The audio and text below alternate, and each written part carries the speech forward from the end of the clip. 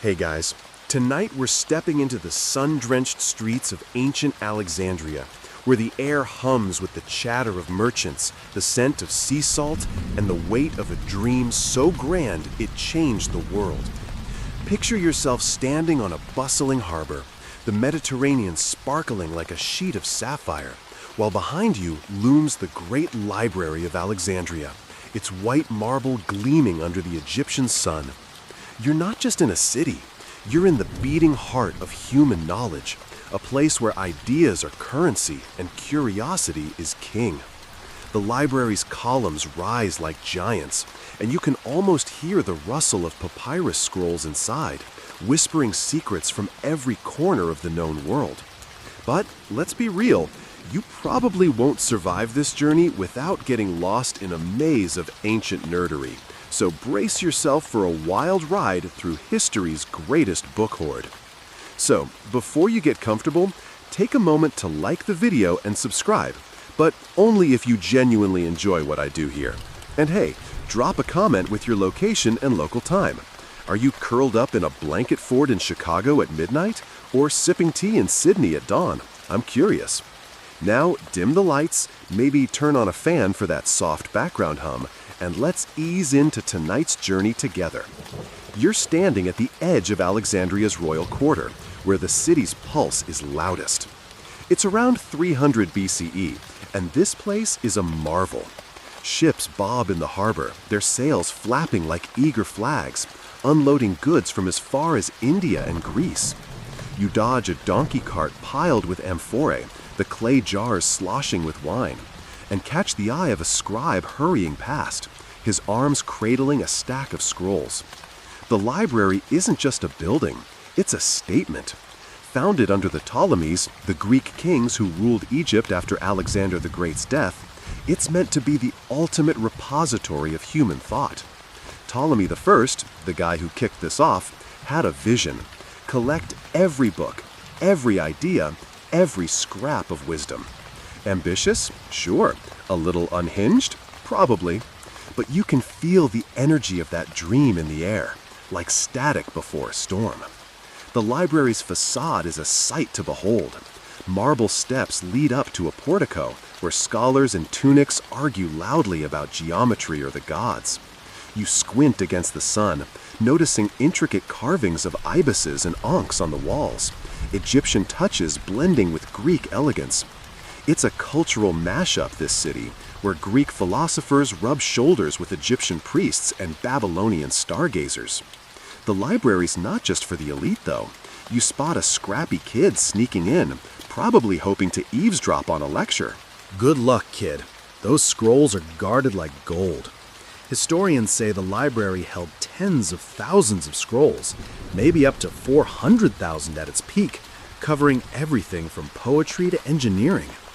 That's like trying to fit the entire internet into a single room, but with more sand and fewer cat videos. As you step closer, the scent of papyrus and ink hits you, mingling with the salty breeze. Inside, the halls are cool, shadowed, and lined with cubbyholes stuffed with scrolls. You imagine the librarians, overworked, underpaid, probably muttering about late returns, organizing this chaos. One quirky tidbit, these guys didn't just collect books. They'd borrow scrolls from passing ships, copy them, and sometimes keep the originals. Talk about ancient piracy, but for knowledge. You grin, picturing a captain fuming as he sails off with a shoddy copy of Homer's Iliad. The Ptolemies meant business, even if their methods were a bit shady. You wander toward a courtyard where a fountain burbles, its water catching the sunlight like liquid glass. A group of scholars huddles nearby, sketching diagrams in the dust. One's ranting about the Earth's shape. Spoiler, he thinks it's round, not flat. You're tempted to whisper, "Nice guess, buddy," but you hold back. This is the kind of place where big ideas are born, where people like Euclid and Archimedes might have strolled, tossing around theories like beach balls. Historians still argue whether the library was one giant building or a network of smaller ones, like a campus. The truth's blurry, buried under centuries of sand and myth, But standing here, you feel its weight, a place that dared to dream bigger than any before it. You pause, noticing a stray cat slinking past, probably a descendant of some sacred Egyptian feline. Cats, by the way, were basically royalty here. Lose a scroll? Whatever. Harm a cat? You're toast. You chuckle, imagining a librarian shooing this kitty away from a precious scroll. The library's not just a vault of knowledge, it's a living, breathing hub. You hear laughter, debates, the scratch of styluses on wax tablets. It's chaotic, messy, and alive. As you linger, the sun dips lower, painting the marble gold. You're hooked, aren't you? This place isn't just a library, it's a time machine, a dream factory, a monument to human stubbornness. And you're only at the front door. The harbor's noise fades as you step fully into the library's shadow. You're not just visiting a building, you're stepping into a story that's half lost, half legend. The Ptolemies wanted to own knowledge itself, and you're about to see how far they got. The air feels charged, like you're on the edge of something huge. A scholar brushes past, muttering about constellations. You smirk. Guess he's late for stargazing class. Ready to dive deeper? Let's go.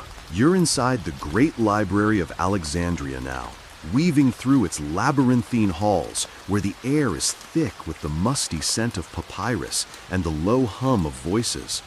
The marble under your feet is polished smooth, cool against your sandals, and you're surrounded by scholars, some pacing, some scribbling, all buzzing with ideas like bees in a hive.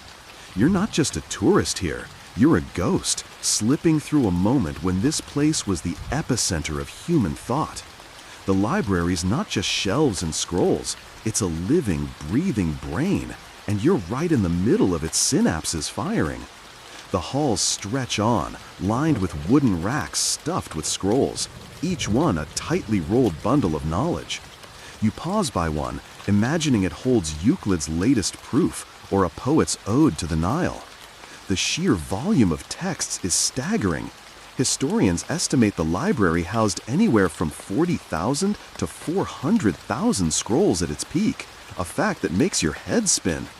That's like trying to cram every Wikipedia page into a single room, except half the pages are in languages you can't read, and the other half might be lost forever. You catch a whiff of cedar oil, used to keep moths from snacking on the papyrus. Clever trick, you think, but it smells like a forest got lost in here. You spot a group of scholars clustered around a table, their voices rising in a heated debate.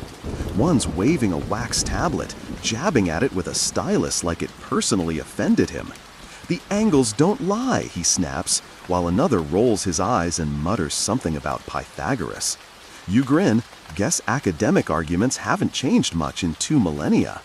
These folks aren't just bookworms, they're the rock stars of their day, drawn to Alexandria like moths to a flame. The library wasn't just a collection, it was part of the museum, a research institute where the brightest minds lived, worked, and probably forgot to sleep. Think of it as the ancient world's version of a think tank, but with worse plumbing and better wine. As you drift closer, you overhear a quirky tidbit. Some scholars here were so obsessed with their work, they'd forget to eat, and the Ptolemies had to appoint royal food enforcers to make sure they didn't starve mid-theorem. You chuckle, picturing a stern guard shoving bread at a distracted mathematician. Eat, or no more geometry for you. The library's vibe is intense but electric. Every corner hums with discovery. You pass a nook where a lone scholar mutters to himself, sketching what looks like a map of the stars. He's probably one of the astronomers who made this place famous, like Aristarchus, who dared to suggest the Earth orbits the sun. Bold move, buddy, you think, knowing he's centuries ahead of his time. You wander into a courtyard where sunlight spills through a colonnade, warming the stone benches. A young student sits cross-legged, unrolling a scroll with care. You peek over his shoulder. It's a medical text, detailing how to treat a fever with herbs and prayers. The library wasn't just about math or stars. It collected everything, from surgical techniques to epic poems. Historians still argue whether the library's scholars were more focused on preserving old knowledge or pushing new boundaries. Was it a museum of the past or a lab for the future? Standing here, you'd bet it was both. The air feels alive with questions, and you're itching to eavesdrop more. You notice a librarian, robe slightly askew, eyes bleary from late nights, sorting scrolls with a mix of reverence and exhaustion. He mutters about a missing text on shipbuilding, probably borrowed from some poor merchant's cargo. You smirk, remembering that shady Ptolemaic habit of copying and keeping original scrolls from passing ships. It's like ancient copyright theft, but with higher stakes. You imagine a sailor cursing all the way back to Athens, stuck with a second-rate copy of his navigation guide. The library's hunger for knowledge was relentless, and you can feel that ambition in every corner of this place. As you move deeper, the halls grow quieter, the debates fading into a soft murmur. You pass a wall etched with geometric patterns, a nod to the math nerds who thrived here. One carving looks suspiciously like a Pythagorean theorem proof. Talk about leaving your mark. You pause, running your fingers over the stone, and wonder what it must have been like to be here when Euclid was dropping his elements on the world. That book, by the way, shaped math for centuries, and it was born right here in this intellectual pressure cooker. You're tempted to whisper, "Nice work, Euclid," but you don't want to spook the nearby scholar who's already glaring at his scroll like it's taunting him. The courtyard's fountain burbles softly, and you catch a glimpse of that stray cat from earlier, now napping in a patch of sunlight. Cats were sacred in Egypt, so this one's probably living better than half the scholars. You laugh quietly, imagining it demanding a scroll as a scratching post. The library's not just a place of high-minded debate, it's got this messy, human charm. You feel it in the scuff marks on the floor, the ink stains on the tables, the faint echo of laughter from a distant room. This isn't a sterile archive, it's a home for ideas, flaws and all. You're drawn to a window overlooking the harbor, where ships sway gently against the docks.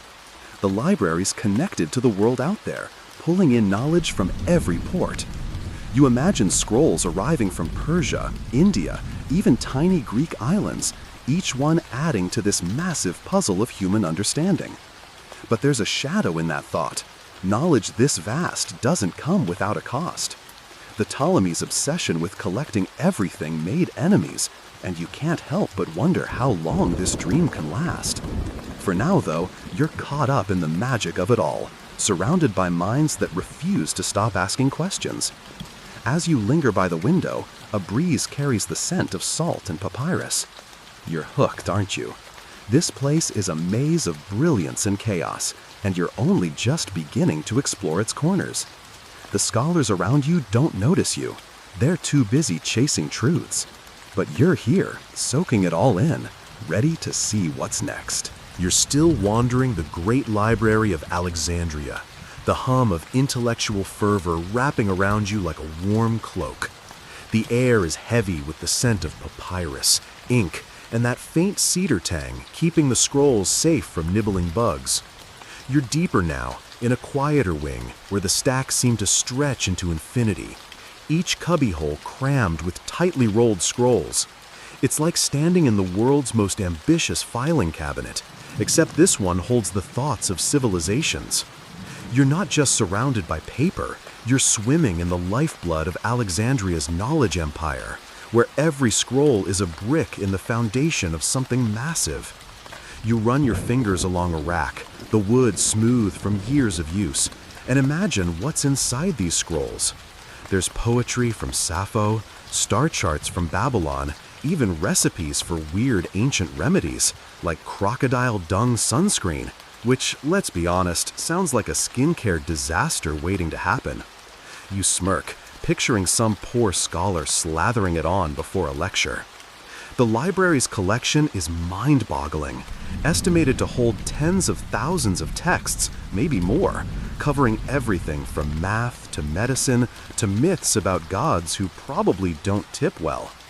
This wasn't just a library, it was a vault for humanity's collective brain power, a place where ideas were hoarded like gold. You pause by a table where a scribe is painstakingly copying a scroll, his stylus scratching rhythmically. He's working on a text about levers, Archimedes' work maybe, since that guy was obsessed with moving the world, literally. The historical fact is undeniable. The library's scribes were the unsung heroes, preserving knowledge by hand in an era before Control-C. One wrong smudge, and a whole theorem could be lost. You wince, imagining the pressure. These guys were basically the hard drives of the ancient world, and you're pretty sure they didn't get enough coffee, or whatever passed for coffee back then, probably just gritty barley water. As you move on, you overhear a quirky tidbit from a nearby scholar muttering to his friend. The library once employed scroll hunters who'd roam the Mediterranean, sweet-talking merchants into handing over their texts. Sometimes they'd just forget to return them, like the world's nerdiest heist crew. You chuckle, picturing a shady scholar slipping a scroll under his tunic like it's no big deal. This place wasn't just about reading, it was about acquiring by hook or by crook. The Ptolemies didn't mess around when it came to their book obsession, and you can feel their ruthless ambition in the sheer scale of this collection. You turn a corner and find yourself in a smaller room, its walls lined with scrolls labeled in Greek, Egyptian hieroglyphs, and scripts you can't even guess. The library wasn't picky. It grabbed knowledge from everywhere, creating a cultural stew that made Alexandria the ultimate melting pot. You spot a text on Persian astronomy next to one about Greek drama, and it hits you. This place was globalization before anyone knew what that word meant. Historians still argue whether the library's universal approach diluted local traditions or enriched them. Was it a cultural conqueror or a cultural bridge? Standing here, surrounded by this mosaic of scripts, you'd bet on the bridge, though you're pretty sure some grumpy scribes had opinions about foreign nonsense cluttering their shelves. You drift toward a window, the harbor glinting in the distance. The sunlight catches dust motes swirling in the air, and you imagine each speck as a tiny idea floating through this place. You notice a scholar nearby, his nose buried in a scroll about shipbuilding. He's muttering about hull designs, probably dreaming of faster trade routes. The library wasn't just a dusty archive, it fueled practical stuff too: engineering, navigation, even war machines. You picture Ptolemy I rubbing his hands, thinking, more scrolls, more power. Knowledge was currency, and Alexandria was filthy rich. A stray thought makes you grin. If this place had a suggestion box, it'd probably be stuffed with complaints about the lighting.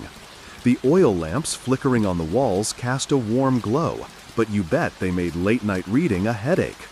You spot a librarian adjusting one, his face etched with the universal exhaustion of someone who's been asked, "Where's that scroll on irrigation?" one too many times. You sympathize. Organizing this chaos must feel like herding cats, especially since actual cats roam freely here, sacred and untouchable. One's curled up on a bench, eyeing you like you owe it a fish. You whisper, "Don't tell me you're the real librarian," and its lazy blink seems to confirm it. You move deeper into the stacks, the air growing cooler as the noise of the city fades. The scrolls around you feel alive, each one a voice from some distant corner of the world, Athens, Memphis, or places you've never heard of. You imagine unrolling one, a map, a poem, or maybe a snarky letter from one scholar to another. The library's power lies in its variety, its refusal to let any idea slip through the cracks. But there's a weight to it too. You can't shake the feeling that something this vast, this precious, is a target. Empires don't like sharing, and knowledge like this, it's a prize worth fighting for, or burning. You pause by a column, its base carved with lotus motifs, and lean against it. The stones cool against your skin, grounding you in this moment. You're not just in a library, you're in a fortress of ideas, built by people who believed knowledge could outlast time. But you've got that nagging feeling, don't you? The one that whispers, "How long can this last?" For now, you push it aside, letting the rustle of papyrus and the murmur of scholars pull you back in. There's more to see, more voices to hear, and you're ready to keep going. You're still drifting through the Great Library of Alexandria, the faint rustle of papyrus and the murmur of scholars filling the air like a soft lullaby. You've wandered into a grand hall, its high ceiling painted with stars and gods, the walls lined with scrolls that seem to pulse with ambition. The cedar-scented air clings to you, and you can almost taste the audacity of this place, a monument to a king's dream to capture all human wisdom. You're not just in a library anymore. You're standing in the heart of Ptolemy's obsession, where every scroll is a step toward owning the world's knowledge. The Ptolemies, those Greek rulers of Egypt, didn't mess around. You picture Ptolemy I, the guy who started this whole thing, pacing these halls with a glint in his eye.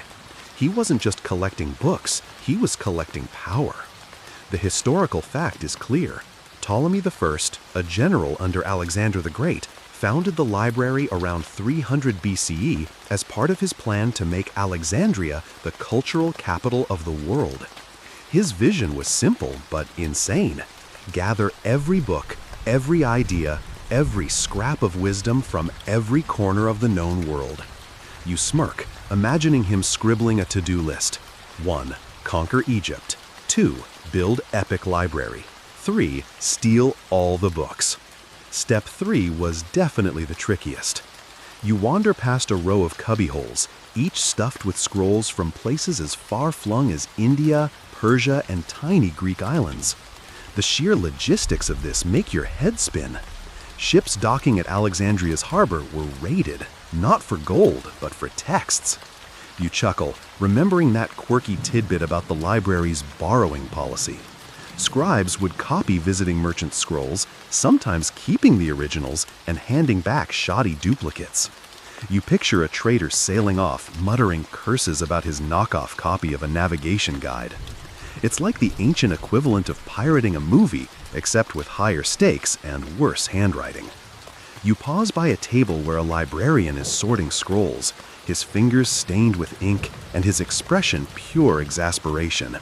He's muttering about a missing text on Babylonian law codes, probably borrowed by some overzealous scholar.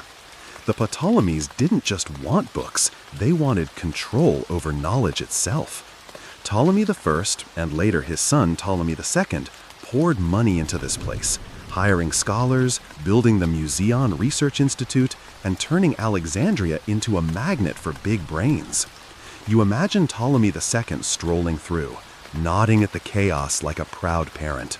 Look at my nerd empire, he's probably thinking, while a scribe trips over a stray cat in the background. Speaking of cats, one's lounging on a nearby ledge, its eyes half closed like it's judging your lack of royal blood. You give it a mock salute.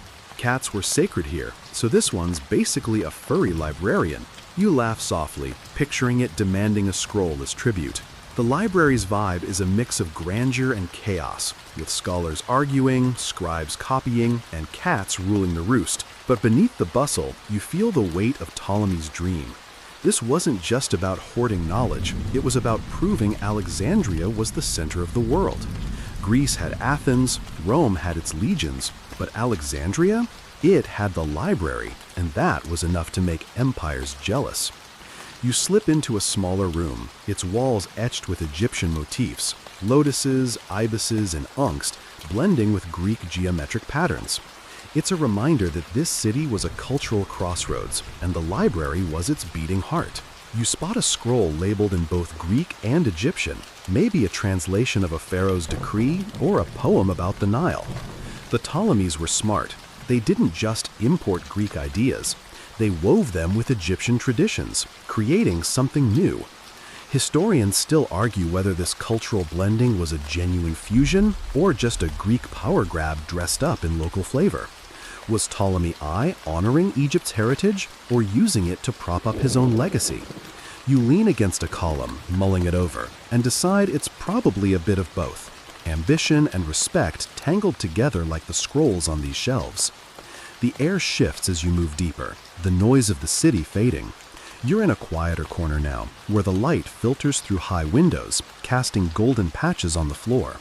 A scholar sits alone, unrolling a scroll with care, his lips moving as he reads. You peek over his shoulder. It's a mathematical proof, all angles and numbers that make your eyes cross.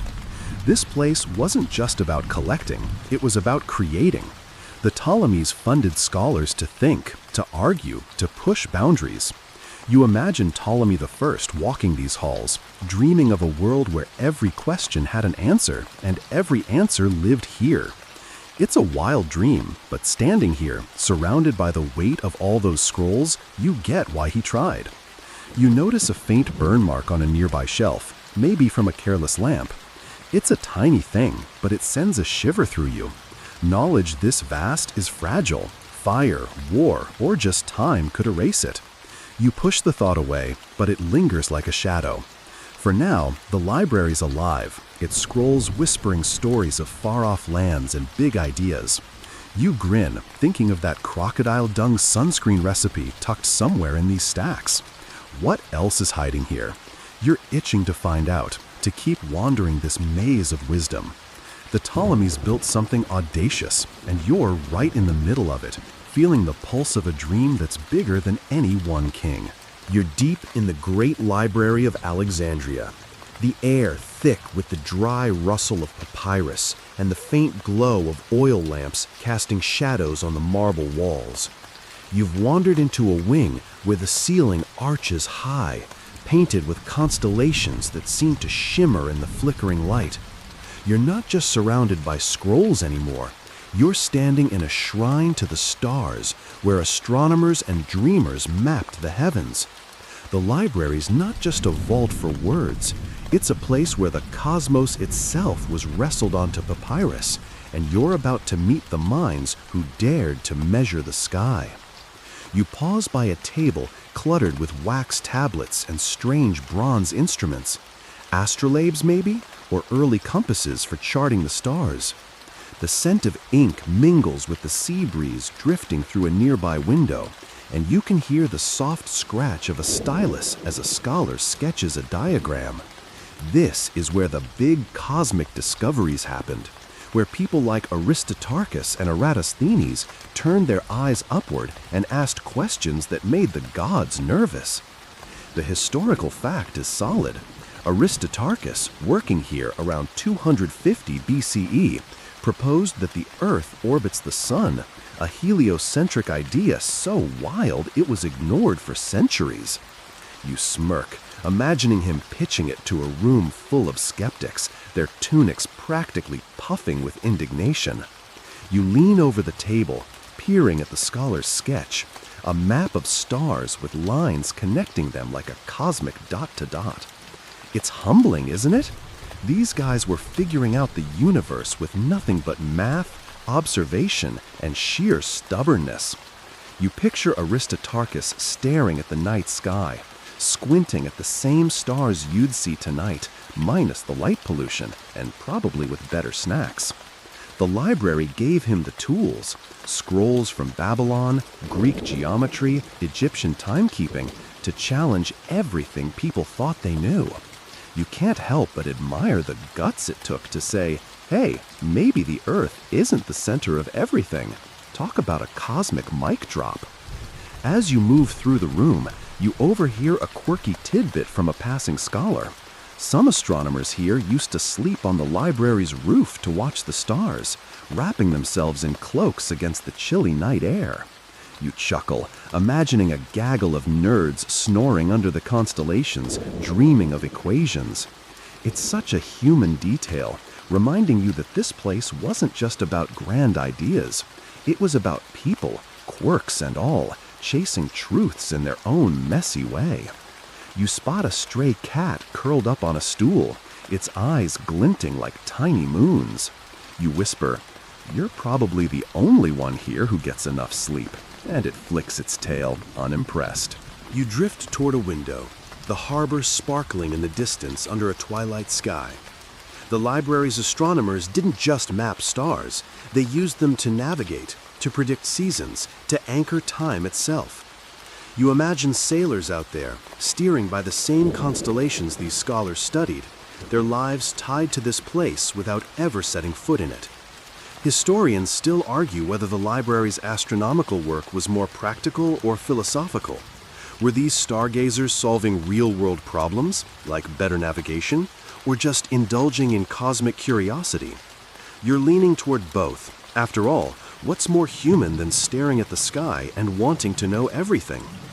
You notice a scroll on a nearby shelf, its label faded but still legible, on the sizes and distances of the sun and moon. It's probably Aristarchus's work, or maybe Hipparchus, who refined those ideas later. You're tempted to unroll it, but you'd probably sneeze from the dust and get a glare from the librarian across the room. He's already side-eyeing a scholar who spilled ink on a table, muttering about careless fools. You grin, remembering that crocodile dung sunscreen recipe from the stacks. Knowledge here is a wild mix of genius and absurdity, and you're loving every second of it. The room feels alive, the air charged with questions that haven't been answered yet. You wander past a bronze model of the solar system, its planets dangling on thin wires. It's wrong, of course. Earth's in the center, not the sun, but it's beautiful, a testament to how hard these people tried. You imagine them debating late into the night, their voices echoing off these walls, arguing about orbits and eclipses. The library wasn't just a collection of scrolls, it was a machine for thinking, for pushing the boundaries of what's possible. You feel a pang of awe, mixed with that nagging shadow from before. Something this brilliant can't last forever, can it? You shake it off, focusing on the moment. A scholar brushes past, muttering about a new way to measure the Earth's circumference. You perk up, that's Eratosthenes' territory, and you're dying to see him in action. The stars above the library seem to wink, as if they know you're about to dive deeper into their secrets. You're caught up in the thrill of it, surrounded by people who looked at the infinite and said, "Let's figure this out." The cat on the stool yawns, stretching in a patch of moonlight, and you laugh softly. Time to keep moving, to see what other cosmic wonders this place has in store. You're still weaving through the Great Library of Alexandria, the air heavy with the scent of papyrus and the distant murmur of scholars. But now there's a new tension prickling your skin. You've wandered into a corridor where the marble feels colder underfoot, and the light from the oil lamps seems to flicker with unease. Outside, beyond the library's walls, Alexandria's harbor churns with more than trade ships. There's trouble brewing, and you can sense it like static before a storm. The library's a beacon of knowledge, sure, but it's also a prize in a city where power shifts like sand, and you're about to see how politics and ambition threaten to crack its foundations. You pause by a window overlooking the royal quarter, where the Ptolemaic palace looms, its columns glowing under the midday sun. The Ptolemies built this library, but their world is a mess of intrigue, rival heirs, scheming advisors, and foreign powers eyeing Egypt's wealth. The historical fact is stark. By the mid-3rd century BCE, Alexandria faced growing instability as the Ptolemaic dynasty grappled with internal power struggles and external threats from rivals like the Seleucid Empire. You imagine Ptolemy III, the current king, pacing in that palace, wondering if his precious library could be a bargaining chip or a target in the next war. Knowledge is power, but it's also a magnet for trouble. You turn back to the library's halls, where the usual buzz of debate feels sharper today. Scholars huddle in corners, their voices low, glancing over their shoulders like they're sharing secrets. You catch a snippet of talk about a recent siege, maybe the war with the Seleucids, who keep trying to muscle in on Egypt's turf. The library's supposed to be a sanctuary, but you can't shake the feeling it's caught in the crosshairs. You spot a librarian hastily rolling up scrolls, tucking them into a locked chest. Is he protecting them from thieves or something worse? You're not sure, but the air feels heavier, like the whole place is holding its breath. A quirky tidbit floats your way as you pass a group of scribes. During tense times, the library staff reportedly hid valuable scrolls in secret vaults beneath the city, like ancient bank heists but for books. You grin, imagining a librarian sneaking through Alexandria's alleys with a cart full of geometry texts, dodging spies and stray cats. Speaking of cats, one's perched on a nearby shelf, its eyes glinting like it knows something you don't. You whisper, "Spill the tea, kitty," but it just flicks its tail and looks smug. Sacred or not, that cat's definitely judging your lack of stealth skills. You slip into a smaller room, its walls lined with scrolls about military tactics, diagrams of catapults and phalanxes scrawled in fading ink. The library's not just about stars and poems, it's got practical stuff too, knowledge that could win wars or lose them. You imagine a general sneaking in here, hoping to crib notes on siege engines before a battle. But knowledge this potent makes the library a target. Historians still argue whether the Ptolemies' obsession with collecting texts made the library a symbol of strength or a glittering vulnerability. Did it unify their empire or paint a bullseye on Alexandria? You lean against a column, its lotus carvings cool under your fingers, and figure it's probably both, genius and danger wrapped in one. You notice a scholar nearby, his face tense as he reads a dispatch, maybe news of a rival fleet spotted near the harbor. The library's tied to the Ptolemies' power, and when that power wobbles, so does this place. You recall that crocodile dung sunscreen recipe from the stacks and chuckle softly. Imagine trying to sell that to a stressed-out soldier. But the humor fades as you spot a crack in the wall, barely visible but there, like a warning. War, politics, betrayal, they're all circling this place like vultures. You imagine the scrolls whispering to each other, nervous about what's coming. You move deeper, the corridor narrowing, the air growing cooler. A group of scholars debates in hushed tones, their words clipped and urgent. One mentions Rome and Antioch, names that carry weight even now.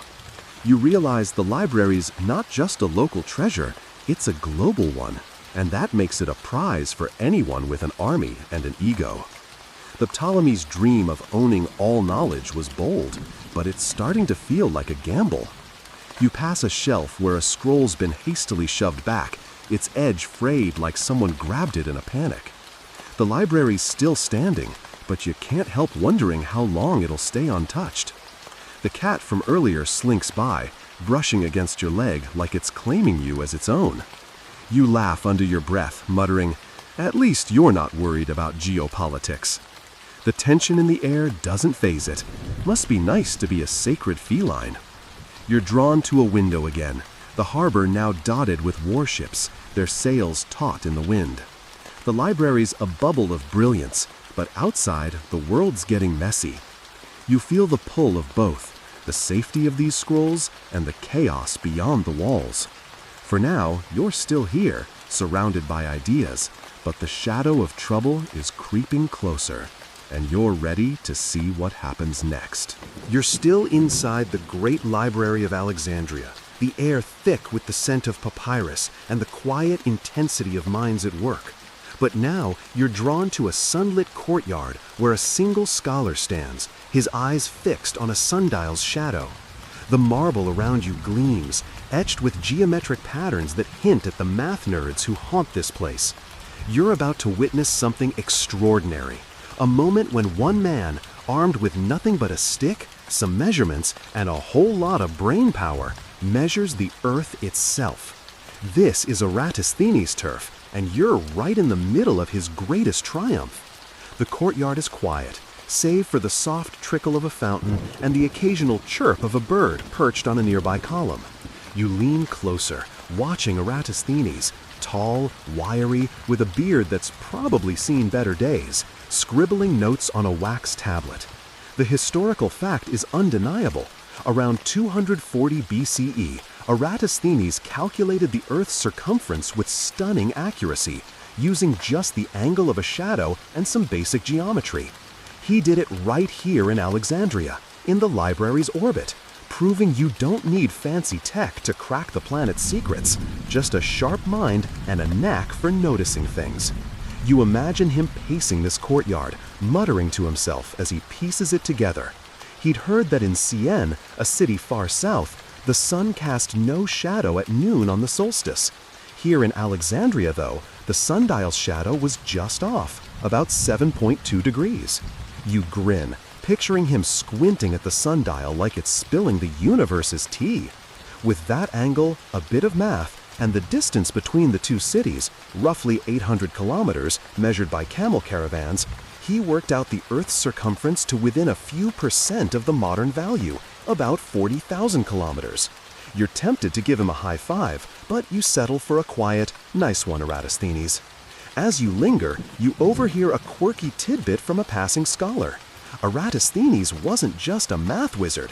He was nicknamed Beta because he was second best at everything: astronomy, poetry, geography, you name it. You chuckle, imagining him shrugging off the shade with a grin like, second best still gets the Earth measured, guys. The library was full of characters like him, polymaths who dabbled in everything, their curiosity fueled by this place's endless scrolls.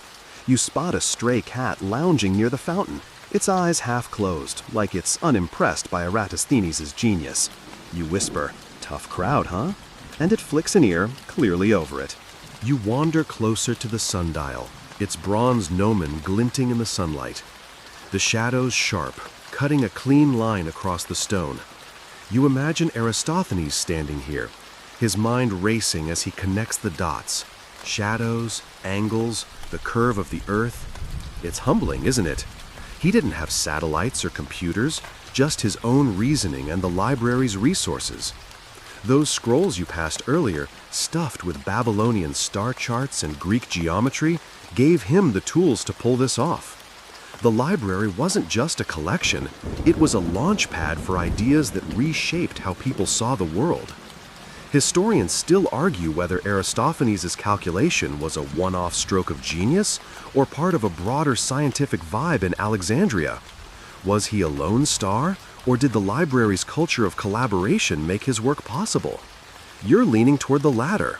Standing here, you can feel the buzz of shared knowledge, like a current running through the air. Scholars in nearby rooms are probably debating his methods right now, their voices rising over the clink of wine cups. You picture them waving their styluses, arguing about angles like it's the ancient equivalent of a Reddit thread. You notice a scroll on a nearby bench, its edges worn from use.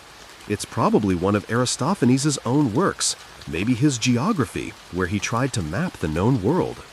You're tempted to peek, but a librarian's glare stops you cold.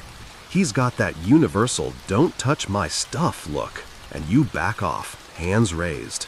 The library's not just about the big wins like Eratosthenes' calculation, it's about the daily grind of preserving and sharing knowledge. You think back to that crocodile dung sunscreen recipe buried in the stacks and grin. Genius like Eratosthenes lives alongside some seriously weird ideas. The courtyard feels like a bubble, a moment of calm amid the library's chaos. You glance at the sundial again, its shadow creeping forward as the sun climbs higher. Time's moving, just like it did for Eratosthenes, who used this very light to measure something eternal. You feel a pang of awe, mixed with that familiar shadow. The library's brilliance is fragile, isn't it? Warships in the harbor, whispers of political strife, they're not far off. But for now, you're caught up in this moment, standing where a man measured the earth with a stick and a dream. The cat by the fountain yawns, stretching in a patch of sunlight, and you laugh softly. Time to keep moving, to see what other wonders this place holds. You've wandered into a new corner of the Great Library of Alexandria, where the air buzzes with a different kind of energy. Not just the quiet rustle of scrolls, but the hum of invention, like you've stepped into the ancient world's version of a tech startup. You're in the museum, the research hub tied to the library, where scholars don't just read, they experiment, argue, and build things that make your modern brain do a double take. The marble floors are scuffed from restless feet, and the walls are etched with diagrams of gears and stars. You're surrounded by the pulse of innovation, and it's electric. You pause by a table cluttered with bronze tools, strange contraptions that look like they belong in a steampunk fever dream. There's a model of a water clock, its steady drip marking time, and something that might be an early steam engine, though it's more likely a toy than a machine. The Museon was the library's beating heart, a place where ideas weren't just stored, but born. The historical fact is clear.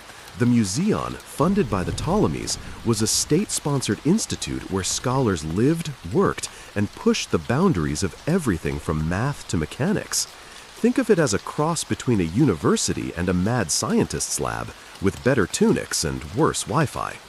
You overhear a group of scholars debating nearby, their voices rising over a sketch of what looks like a catapult.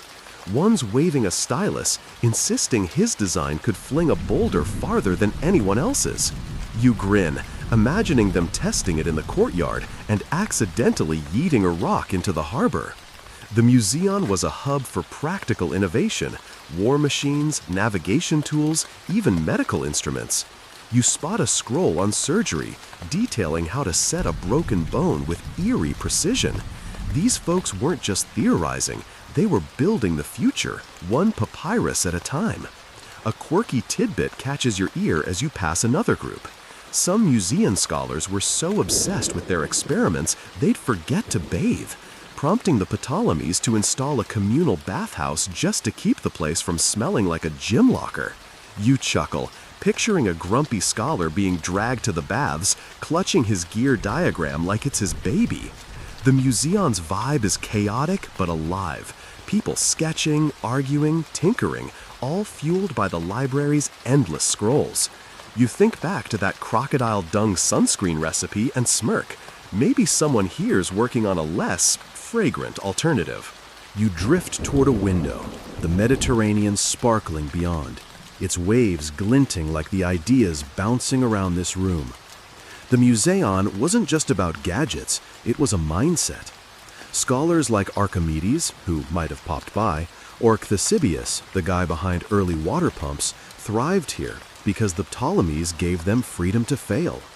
You imagine Ctesibius fiddling with a hydraulic organ, its pipes wheezing like an ancient synthesizer. The result? Music, sure, but also tech that inspired centuries of engineering. You're tempted to hum a tune, but a nearby scholar's glare shuts you down. He's probably stressed about his own experiment, something about lenses and sunlight. Historians still argue whether the Museon's innovations were driven by pure curiosity or the Ptolemies' need for military and economic edge. Was this place a playground for dreamers or a factory for imperial power? You're leaning toward both, standing here among the clatter of tools and the rustle of scrolls. The Museon was a bridge between thought and action, where a stray idea about steam could end up powering a ship, or at least scaring the sacred cats. Speaking of which, one slinking past, eyeing a bronze gadget like it's a toy. You whisper, "Don't break it, Your Majesty," and it ignores you, as cats do. You move deeper, passing a wall carved with a map of the Nile, its curves traced with almost obsessive detail. The Museon scholars didn't just look up at the stars, they looked down at the earth, mapping rivers, plotting trade routes, even studying the human body. You spot a scroll about anatomy, its drawings both precise and a little creepy, like a medical textbook crossed with a horror sketch. The library gave these scholars the raw material, but the Museon was where they turned it into something new. You feel the energy, like static in the air, as if every idea here is waiting to spark. A faint clang echoes from a corner, where a scholar's dropped a metal tool, cursing under his breath. You laugh softly. Guess even ancient innovators had their clumsy moments. The Museon's not perfect. It's messy, human, and alive. But that shadow from before creeps back. The library and its Museon are treasures, and treasures attract trouble. You glance out the window again, where the harbor's ships bob uneasily, some bearing unfamiliar flags. The world outside is restless, and you can't help wondering how long this hub of brilliance can stay safe. For now, though, you're caught up in the clatter of invention, the thrill of ideas taking shape. Time to keep exploring, to see what other sparks are flying in this ancient lab. You're still drifting through the Great Library of Alexandria, the air heavy with the scent of papyrus and the faint buzz of scholarly debates. But now there's a shadow creeping into your thoughts. You've wandered into a quieter wing, where the marble walls are dimmer, the oil lamps casting long, flickering shadows. The scrolls around you seem to whisper, not just of knowledge, but of danger. Rumors of fire, loss, and the fragility of this place. You're standing in a moment where the library's brilliance feels like it's teetering on the edge, and you're about to grapple with the first whispers of its possible destruction. The halls are less crowded here, the usual chatter replaced by a tense hush. You pause by a shelf, its scrolls neatly rolled but dusted with neglect, as if someone's been too distracted to tend them. The historical fact is murky but significant. Around 48 BCE, during Julius Caesar's siege of Alexandria, a fire broke out in the harbor, and some sources claim it spread to parts of the library, destroying an unknown number of scrolls. You imagine the chaos, flames licking the docks, smoke curling over the city, and panicked librarians rushing to save what they could. The thought makes your stomach twist. All those ideas, those voices, reduced to ash in a single night. You overhear a scholar muttering to another, his voice low and urgent. They say the fire took thousands of scrolls, maybe tens of thousands. His friend shakes his head, skeptical, and you catch a quirky tidbit. Some ancient writers claimed the library's staff used to soak scrolls in water to make them fire-resistant, only to realize damp papyrus molds faster than it burns. You chuckle, picturing a soggy scroll dripping onto a librarian's sandals, the poor guy cursing his own bright idea. It's a reminder that even this place, with all its genius, was painfully human, full of good intentions and epic fails. You move toward a window, the harbor visible in the distance, its waters reflecting the orange glow of a city on edge. You can almost smell the smoke from that long-ago fire carried on the sea breeze. The story's fuzzy. Ancient sources like Plutarch and Seneca mention the fire, but they don't agree on how bad it was. Did it gut the library, or just singe a few storage rooms? Historians still argue whether this was the library's first real blow, or just a dramatic exaggeration by later writers. Standing here, you're torn. You want to believe the library survived mostly intact, but the sight of a charred scroll fragment on a nearby table feels like a warning. You lean against a column, its cool marble grounding you as you imagine the panic of that day. Librarians sprinting through these halls, clutching armfuls of scrolls, dodging sparks and shouting orders. You picture a stray cat, probably that smug one from earlier, darting underfoot, adding to the chaos. You laugh softly, whispering, "Hope you didn't start the fire, buddy." But the humor fades fast.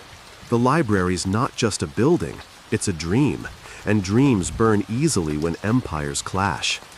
Caesar's war wasn't even about the library. It was about power, politics, and Cleopatra's throne, but knowledge got caught in the crossfire. You wander deeper, passing a wall etched with a faded map of the Mediterranean, its edges curling like burnt paper. The library's tied to Alexandria's fate, and Alexandria's tied to the whims of kings and conquerors. You recall that crocodile dung sunscreen recipe from the stacks and smirk. Maybe they should have tried slathering that on the scrolls for protection. But the thought feels hollow. The fire, whether it was a catastrophe or a minor setback, is a crack in the library's armor, a hint that even this place isn't untouchable. You spot a librarian sorting through damaged scrolls, his face etched with worry, and you wonder how many nights he spent trying to save what's left. The air feels heavier now, the weight of loss settling over you. You pause by a shelf where a scroll's label is half burnt, the text unreadable. What was it? A poem? A star chart? A recipe for ancient soup? You'll never know, and that stings. The library's still standing, for now, its halls still buzzing with life, but you can't shake the feeling that time's running out. Outside, the harbor's ships sway uneasily, their sails catching the wind like they're ready to flee. You're caught between awe and dread, surrounded by the world's knowledge, but haunted by how easily it could vanish. You notice the cat again, slinking through the shadows, its eyes glinting like it's guarding a secret. You mutter, "Keep an eye on those scrolls, okay?" And it ignores you, as usual. The library's still alive, its pulse still strong, but the whispers of fire linger like smoke. You're ready to keep moving, to see what's next in this fragile, brilliant place, but the weight of those lost scrolls stays with you, a quiet ache in the back of your mind. You're standing in the Great Library of Alexandria, the air thick with the scent of papyrus and the faint sting of smoke that lingers in your imagination. You've wandered to a balcony overlooking the harbor where the Mediterranean glitters under a twilight sky, but the view is marred by the chaos of warships and the glow of flames licking the docks. It's 48 BCE, and Julius Caesar's siege of Alexandria is in full swing, a messy power struggle that's about to leave a scar on the library. You grip the marble railing, feeling the tension of a city at war, and brace yourself for the moment when fire threatens to swallow the heart of human knowledge. The harbor below is a frenzy, ships burning, their masts collapsing into the water like fallen trees, while shouts and the clash of swords echo from the streets. The historical fact is grim. During Caesar's campaign to secure Cleopatra's throne, he set fire to enemy ships in Alexandria's harbor, and ancient sources like Plutarch claim the blaze spread, damaging part of the library. How much was lost? Nobody's sure. Maybe thousands of scrolls, maybe just a warehouse of spares. You imagine librarians scrambling through the halls, their arms stuffed with papyrus, faces pale with panic. The thought makes your chest tighten. All those voices, those ideas, caught in a blaze they didn't start. You turn back to the library, where the usual hum of debate has been replaced by urgent whispers. A scholar rushes past, clutching a bundle of scrolls, his robe streaked with soot. You overhear a quirky tidbit from a nearby librarian. During the fire, some scribes tried to save scrolls by tossing them into the sea, only to watch them sink or wash away. You chuckle darkly, picturing a soggy papyrus bobbing in the harbor, its wisdom dissolving like a bad decision. It's a desperate move, but you get it. When the world's burning, you do what you can to save what matters. You move deeper into the library, the air cooler but heavy with unease.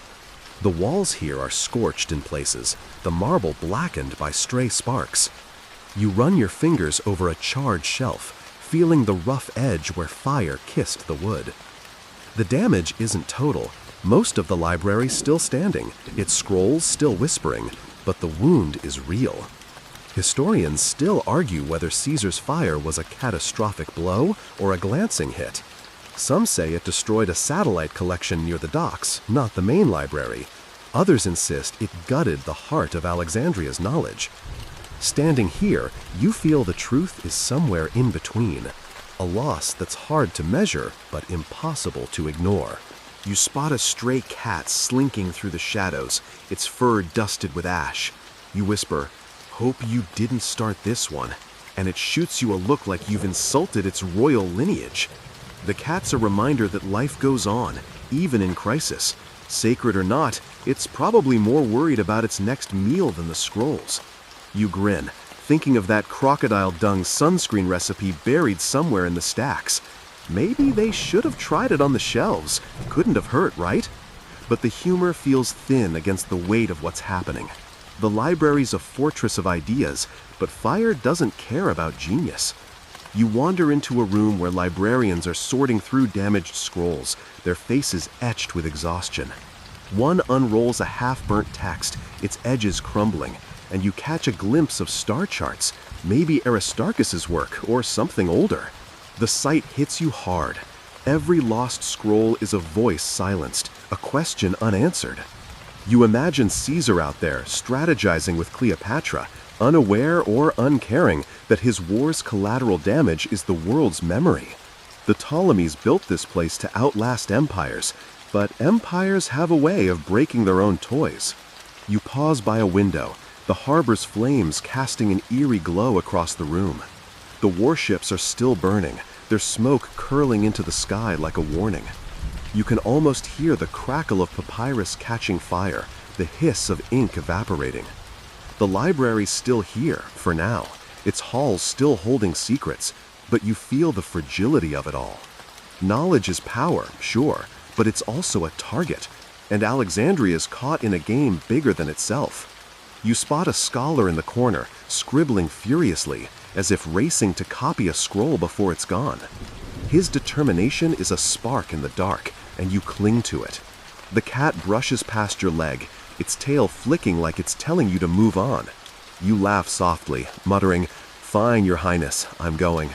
The library's wounded but alive, its pulse still beating despite the flames. You're not ready to give up on it yet, but the fire's left a mark, not just on the shelves, but on your sense of this place. It's a dream worth fighting for, but the world outside is restless, and you're bracing for what comes next. You're still wandering the Great Library of Alexandria, the faint smell of smoke lingering in your memory as you move into a brighter hall where sunlight spills through high windows and the air feels charged with defiance. The marble under your feet is polished, reflecting the glow of oil lamps, and the scrolls around you seem to hum with resilience. You've stepped into a moment where the library's spirit is embodied by a single figure, a woman whose intellect and courage burn brighter than any fire. You're about to meet Hypatia, the philosopher who stood tall amid Alexandria's chaos, and you can feel the weight of her presence like a spark in the air. The hall is alive with debate, scholars clustered around tables, their voices sharp and animated. But all eyes keep drifting to a woman standing at the center, her robe flowing as she gestures with a stylus, dismantling an argument with surgical precision. This is Hypatia, mathematician, astronomer, and philosopher, one of the library's brightest stars in the early 5th century CE. The historical fact is clear. Hypatia, born around 360 CE, was a leading scholar in Alexandria, teaching philosophy and mathematics while defending the library's legacy in a city increasingly torn by religious and political strife. You watch her, captivated, as she explains a complex idea about planetary orbits, her words cutting through the room like a blade through fog. You edge closer, catching the glint in her eyes as she challenges a skeptic with a raised eyebrow and a half smile. She's not just brilliant, she's fearless, holding her own in a world where women scholars were rare and the library's influence was fading. You overhear a quirky tidbit from a nearby student. Hypatia was so dedicated to teaching that she once used a menstrual cloth to shock a suitor into leaving her alone, proving she'd rather lecture than flirt. You chuckle, imagining the guy's face as he fled. Talk about a power move.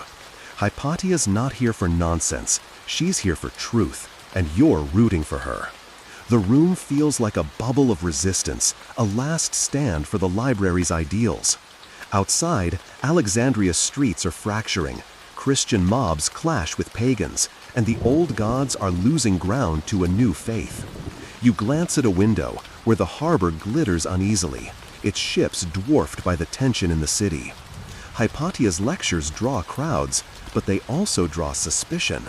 She's a pagan in a Christianizing world, a woman in a man's domain, and her love for the library's knowledge makes her a target.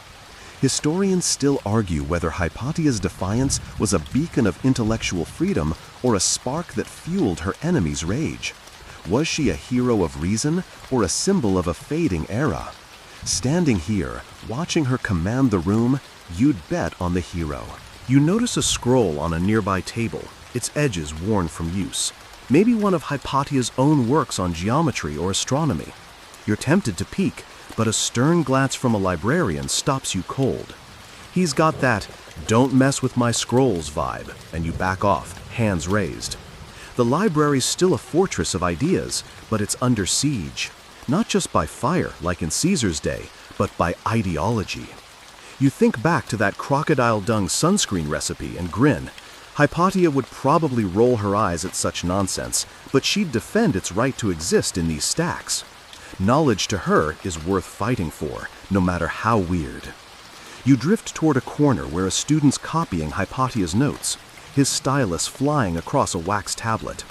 The air's thick with her influence, her ideas on Plato, her calculations of the stars, her stubborn belief that reason can outshine chaos. You imagine her walking these halls, dodging the sacred cats. There's one now, lounging on a bench, eyeing you like you're late for class. You whisper, "Tell Hypatia I'm a fan," and the cat blinks, unimpressed. The library's pulse is still strong, but you feel the cracks, religious tensions, political schemes, and the slow erosion of the Ptolemy's dream. Hypatia is fighting to keep it alive, but you wonder how long she can hold out. You pause by a wall etched with a star chart, its lines tracing constellations you recognize from modern skies.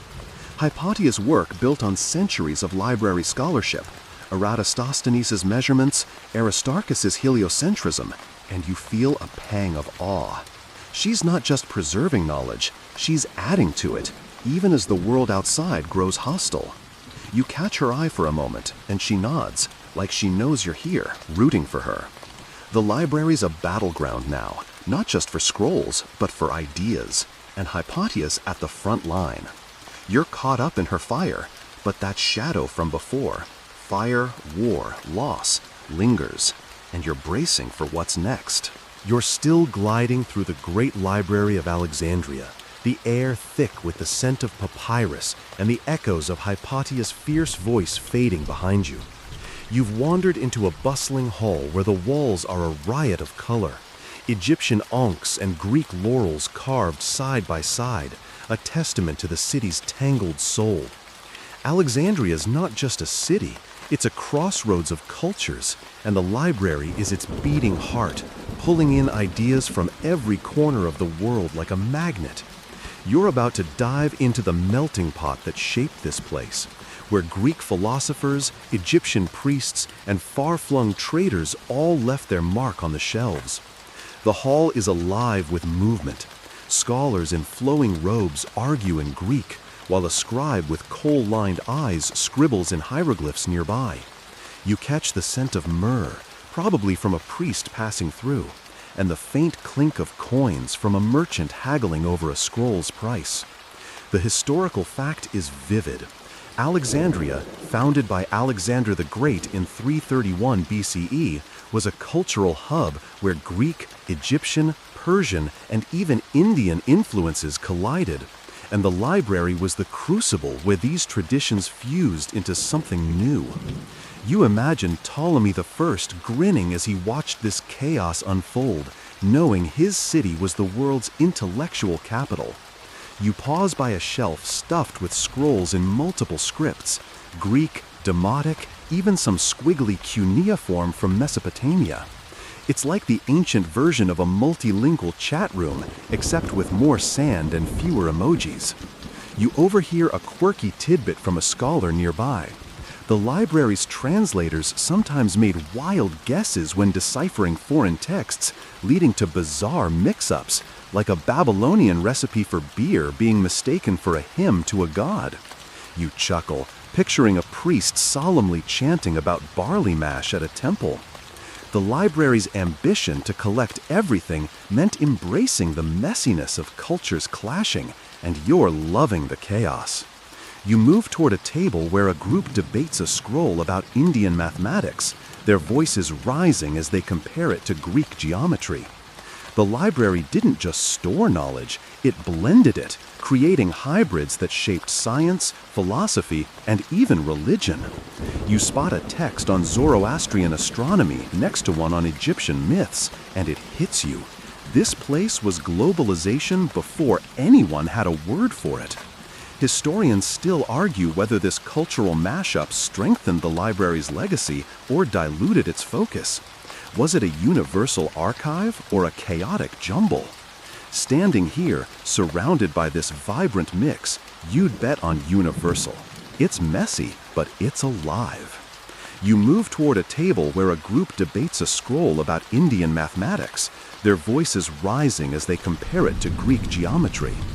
The library didn't just store knowledge, it blended it, creating hybrids that shaped science, philosophy, and even religion.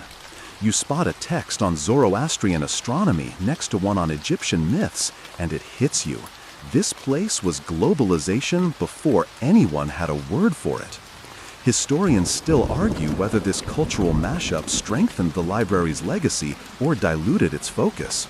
Was it a universal archive or a chaotic jumble? Standing here, surrounded by this vibrant mix, you'd bet on universal.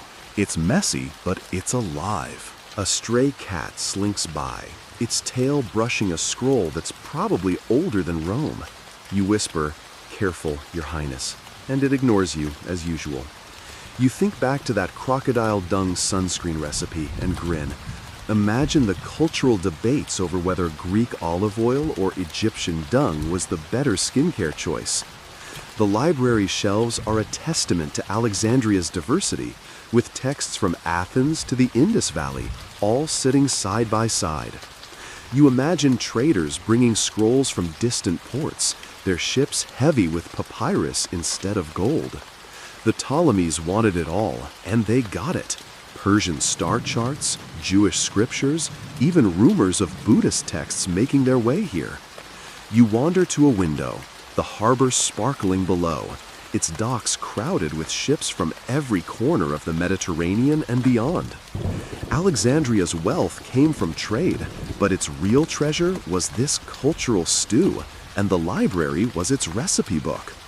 You spot a merchant unloading a crate, maybe packed with scrolls from Syria or Ethiopia. The city's a magnet for ideas, but that makes it a target too. Empires don't like sharing the spotlight. You feel that shadow again, the one that's been creeping since Caesar's fire, now tinged with the religious tensions Hypatia faced. The library's a beacon, but beacons draw trouble. You pause by a wall carved with a map of the known world, its edges stretching from Spain to India. The lines are shaky, nobody's nailed geography yet, but the ambition is staggering. This place didn't just collect cultures, it tried to understand them, to weave them into a bigger story. You notice a scholar nearby, his fingers stained with ink, translating a text from Demotic to Greek. He's muttering about tricky verbs, and you sympathize. Cross-cultural translation sounds like a headache. The library's legacy is this blend, this refusal to let borders stop ideas. But you wonder how long it can hold together in a city pulling itself apart. The cat's back, lounging on a bench, its eyes glinting like it's the real curator of this place. You laugh softly, muttering, "You're the only one who doesn't pick a side." The library's still buzzing, its halls a chorus of voices from every culture, but the world outside is growing louder, clashes of faith, power, and pride. You're caught up in the beauty of this crossroads, but you can't shake the feeling that the road's about to get rough. Time to keep moving, to see how this vibrant, fragile dream holds up. You're still weaving through the Great Library of Alexandria, but the air feels heavier now. The once vibrant hum of scholars muted by a creeping sense of decay. You've wandered into a dimmer wing, where the marble is chipped, the scrolls are dusted with neglect, and the oil lamps flicker like they're running out of time. The library's still standing, but its pulse is slowing, and you're about to feel the weight of its decline as Alexandria's golden age fades under the strain of neglect and shifting powers. The dream of owning all knowledge is starting to fray, and you're right in the thick of it. The hall is quieter than before, the usual bustle replaced by a handful of scholars hunched over tables, their voices low and tired. You notice a shelf where scrolls are stacked haphazardly, some unraveling at the edges like forgotten laundry. The historical fact is sobering. By the 3rd century CE, the library's influence began to wane as the Ptolemaic dynasty weakened and Roman rule brought budget cuts and shifting priorities. The Ptolemies' grand vision, collecting every idea, every text, required money and stability, and both were slipping away.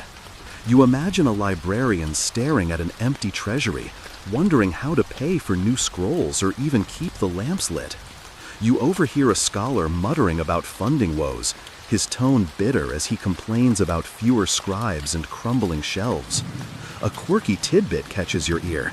Some librarians, desperate to save decaying scrolls, started hiding them in private homes, turning Alexandria's alleys into secret stashes for knowledge.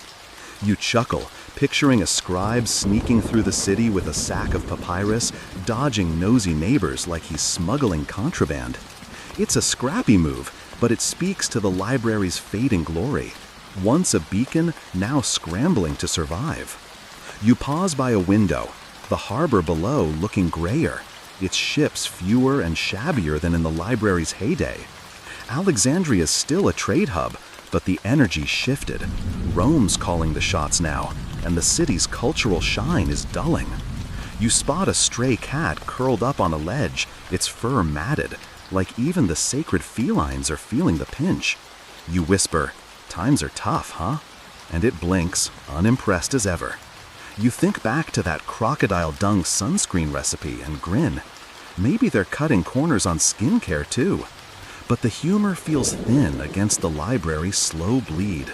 You move deeper, passing a wall where a star chart is half erased, its lines fading like a forgotten dream.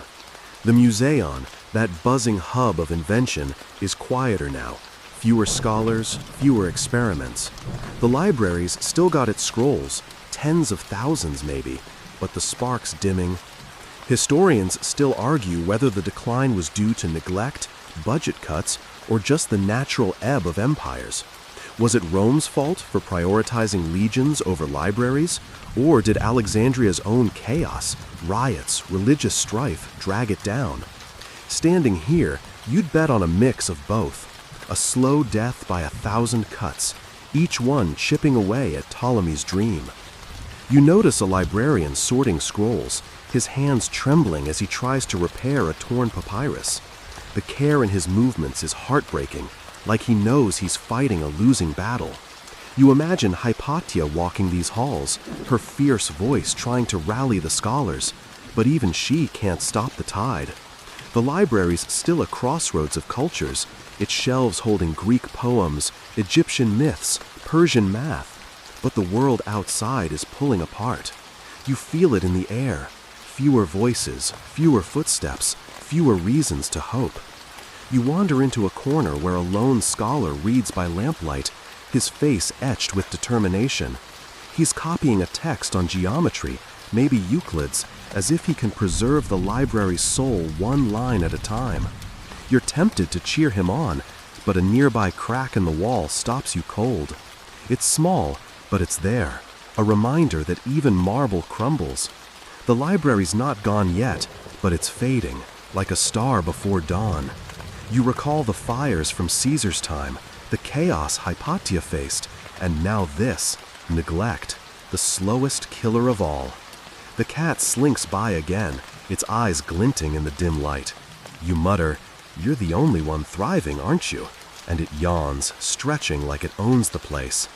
The library's still here, its scrolls still whispering, but the world's moving on. Rome's rise, new faiths, new fights. You're caught between admiration for what's left and dread for what's coming. The harbor outside looks restless, its waves carrying whispers of change.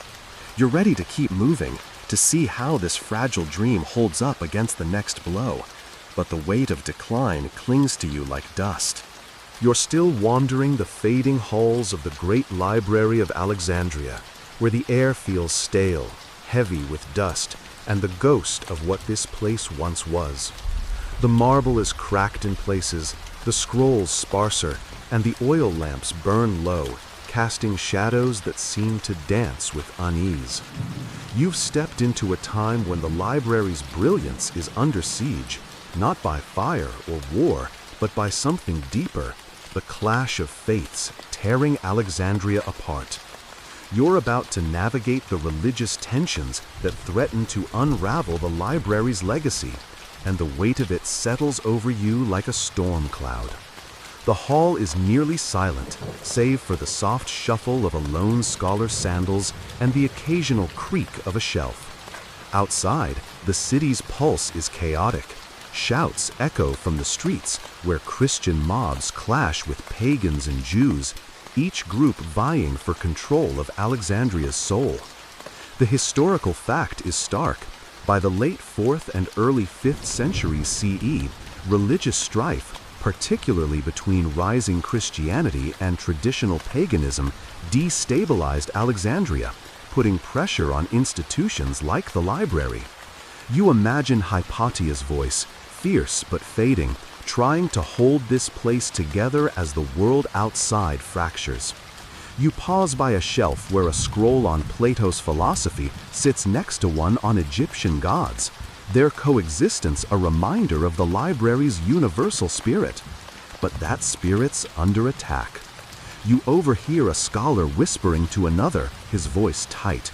The bishop says pagan texts are heresy. A quirky tidbit slips out.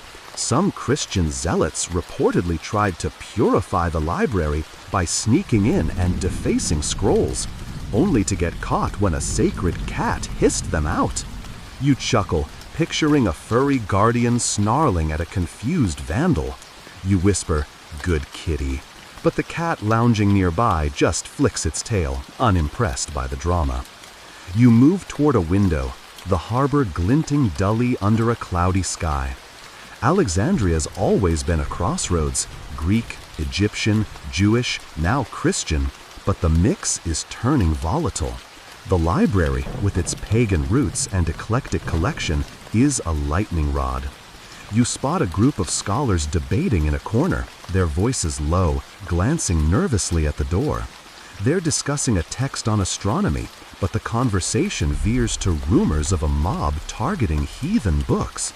The library's not just a storehouse anymore, it's a battleground for belief. Historians still argue whether religious fervor directly targeted the library or if it was collateral damage in a broader cultural shift. Was it Christian hostility or just a city unraveling? Standing here, you feel it's both. The library's too bright, too open for a world growing narrow.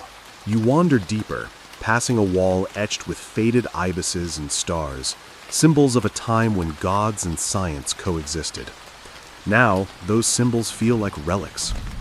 You imagine Hypatia walking these halls, her defiance a beacon against the rising tide of intolerance. But even she couldn't stop the mobs. Her death in 415 CE, torn apart by a Christian crowd, was a blow to the library's spirit. You feel a pang, thinking of her sharp mind silenced, her notes left unfinished on these tables. You spot a scroll with her handwriting, its edges frayed, and you're tempted to touch it, but a librarian's glare stops you. He's guarding what's left, and you respect the hustle. The air grows colder as you move into a quieter wing, where the shelves are half empty. Some scrolls are gone, hidden, stolen, or worse. You recall that crocodile dung sunscreen recipe and smirk. Maybe they should have used it to ward off zealots instead of bugs. But the thought feels hollow. The library's dream of universal knowledge is crumbling under the weight of dogma, and you can feel the loss in every dusty corner. You notice a crack in the ceiling, letting in a drip of rainwater, and wince. Nature's joining the fight against this place. You pause by a table where a lone scholar copies a text, his hands trembling as he glances at the door. He's preserving what he can, but the fear in his eyes says it all. Time's running out. The library's still here, its scrolls still whispering, but the voices are fewer, drowned out by the shouts outside. You imagine the cat from earlier, slinking through the chaos, unbothered by human squabbles. You mutter, "Wish I had your chill," and it yawns, stretching in a patch of fading light. The harbor outside looks restless, its waves carrying the echoes of a city at war with itself. You're caught between awe for what remains and dread for what's slipping away. Time to keep moving, to see how this fragile beacon fares against the storm. You're deep in the fading halls of the Great Library of Alexandria, where the air is heavy with dust and the ghosts of lost knowledge. The marble is chipped, the shelves sparser, and the oil lamps barely flicker, casting long shadows that seem to mourn. You've reached a moment where the library's story teeters on the edge of oblivion, its final blow shrouded in mystery. The city outside is a tangle of chaos, religious riots, political decay, and the slow grind of time all conspiring against this once great beacon. You're about to ponder the end of Alexandria's archive, and the uncertainty of it clings to you like damp air. The hall is almost silent, save for the faint creak of a shelf and the shuffle of a lone librarian's sandals. You pause by a row of scrolls, some so brittle they look like they'd crumble at a touch. The historical fact is elusive. No single event clearly marks the library's destruction, but by the 7th century CE, after centuries of decline, invasions, and neglect, it was effectively gone. Its scrolls lost to fire, looting, or decay. You imagine the final days, maybe during the Arab conquest in 642 CE, when Alexandria fell to Muslim forces, or earlier, under Roman or Christian pressures. The truth is a blur, like a scroll half erased by time. You overhear a scholar whispering to another, his voice heavy with resignation. They say the invaders burned what was left. A quirky tidbit slips out. Some legends claim the Arab general Amr ibn al-As ordered the scrolls used as fuel for bathhouses, saying they were either redundant or heretical. You chuckle darkly, picturing a steamy bathhouse powered by Plato's musings. Talk about a hot take. But the story's probably apocryphal, a later invention to pin blame. The reality's messier. Neglect, wars, and zealots likely chipped away at the library until nothing remained. You spot a stray cat curled up on a shelf, its eyes glinting like it's guarding the last scraps of wisdom. You whisper, "Got any answers, kitty?" But it just yawns, unimpressed. You move toward a window, the harbor below barely visible through a haze of dust and dusk. Alexandria's a shadow of its former self. Once a glittering crossroads, now a city battered by invasions and infighting. The library's fate is tied to the city's, and both are crumbling. Historians still argue whether a single cataclysm, like a fire or conquest, finished the library, or if it just faded into irrelevance. Was it one dramatic blow, or death by 1,000 cuts? Standing here, surrounded by empty cubbyholes, you'd bet on the slow bleed, neglect and chaos eroding what fire didn't claim. You spot a stray cat curled up on a shelf, its eyes glinting like it's guarding the last scraps of wisdom. You whisper, "Got any answers, kitty?" But it just yawns, unimpressed. You move toward a window, the harbor below barely visible through a haze of dust and dusk. Alexandria's a shadow of its former self. Once a glittering crossroads, now a city battered by invasions and infighting. The library's fate is tied to the city's, and both are crumbling. Historians still argue whether a single cataclysm, like a fire or conquest, finished the library, or if it just faded into irrelevance. Was it one dramatic blow, or death by 1,000 cuts? Standing here, surrounded by empty cubbyholes, you'd bet on the slow bleed. Neglect and chaos eroding what fire didn't claim. You wander deeper, passing a wall where a star chart is barely legible, its lines fading like a dying constellation. You think of Hypatia, her fierce stand against the tide, and Eratosthenes measuring the earth with a shadow. Their work lived here, but now it's slipping away. You spot a librarian trying to mend a scroll, his fingers trembling as he stitches papyrus like it's a wounded friend. The care in his movements is heartbreaking. He's fighting for a dream that's already half lost. You recall that crocodile dung sunscreen recipe and smirk. Maybe they should have tried it on the scrolls to keep time at bay. But no ointment could save this place from history's grind. The air grows colder, the silence deeper. You pause by a shelf where a single scroll lies, its label unreadable, its contents a mystery. What was it? A poem? A map? A warning? You'll never know, and that stings. The library's not just a building, it's a symbol of humanity's hunger to know, to preserve, to connect. But symbols don't survive empires, and empires don't survive forever. You imagine the final moments, maybe a soldier kicking over a lamp, or a scholar hiding one last scroll before fleeing. The cat slinks by again, its tail brushing the dust, and you mutter, "You're the only one who'll make it out, aren't you?" You glance out the window again, the harbor's waves carrying the weight of a city that's lost its shine. The library's gone, or nearly so, its scrolls scattered, burned, or buried. You feel the loss like a physical ache, but there's something stubborn in you too, a spark that refuses to let the story end here. The library's spirit, its hunger for knowledge, can't just vanish, can it?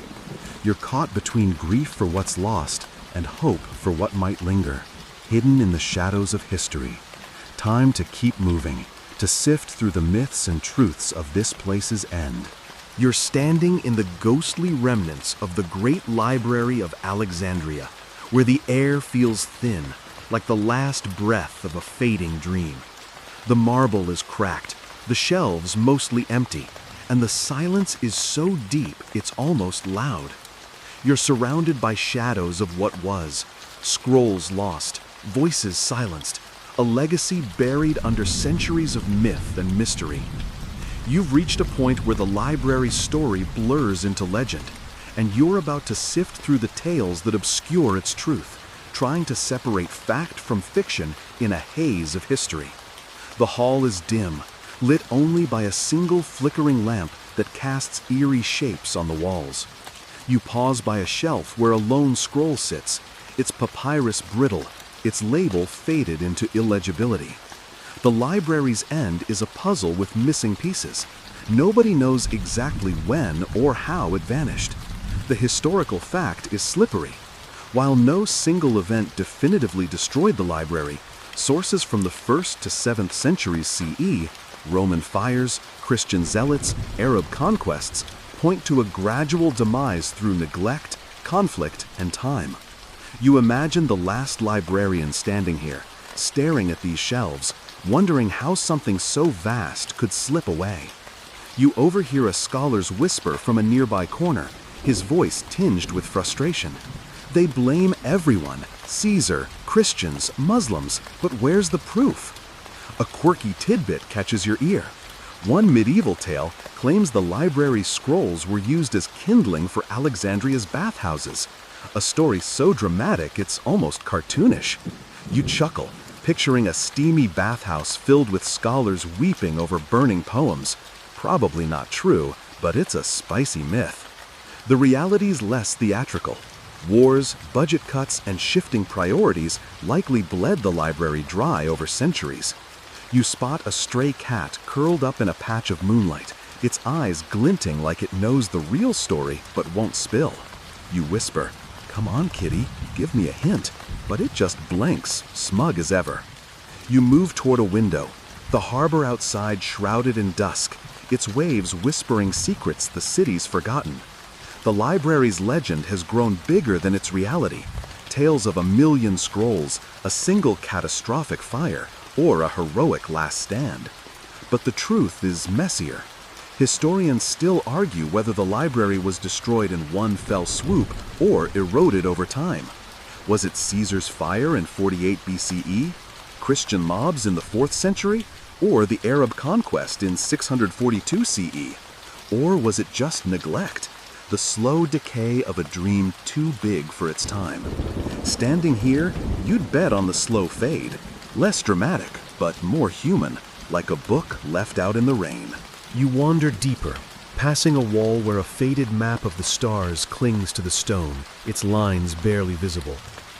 You think of Eratosthenes measuring the earth, Hypatia defending reason, all those minds that made this place shine. Their work is tangled in myths now, exaggerated or erased. You spot a librarian, maybe the last one, sorting through a pile of damaged scrolls, his hands gentle but tired. He's trying to save what's left, but it's like catching water in a sieve. You recall that crocodile dung sunscreen recipe and grin. Maybe that's a myth too, a quirky story to make the library's loss feel less heavy. but the weight's still there, pressing on your chest. The air grows colder, the silence thicker. You pause by a shelf where a scroll's been left half unrolled, its text fading into dust. What was it? A poem by Sappho? A proof by Euclid? You'll never know. And that's the real tragedy. Not one big fire, but 1,000 small losses, each one chipping away at the library's soul. You imagine storytellers centuries later spinning tales of a magical library that held all knowledge, ignoring the gritty truth of budget cuts and broken shelves. The myths are beautiful, but they hide the library's humanity, its flaws, its fight, its slow surrender to time. The cat slinks by again, its tail brushing your leg like it's urging you to move on. You mutter, "Fine, Your Highness, I'm going," and laugh softly. The harbor outside looks like a painting, its colors muted by time and memory.